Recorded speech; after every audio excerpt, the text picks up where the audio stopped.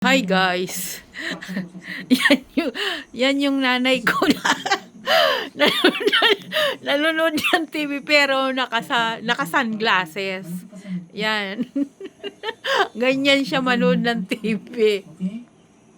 Bakit nanay ganyan ang ano mo pag nanonood ka? Ha? Siyempre para hindi masilaw. Yun, masilaw daw ang kanyang mata. Ewan ko ba bakit sabi niya malabo yung kanyang mata pero yan. Nakasalamin siya, nakasunglasses at dark pa talaga yung kanyang salamin, guys. Ay, naku si mother. Si mother ko.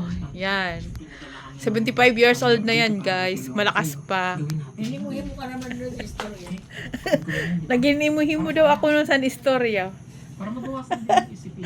Diri kay paghihimang rawon ka san iba nga tao kay nano nga si Milagring nagpipinanood TV pero nakasalamin.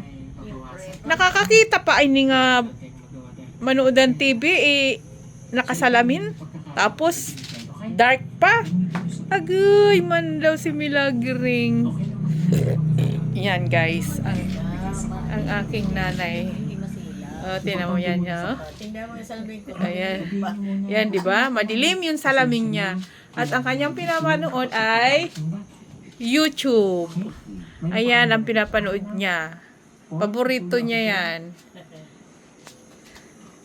Paborito niya yung YouTuber din to mga tumutulong sa mga mahihirap. Asa? Yan guys. Bye-bye guys. Thank you.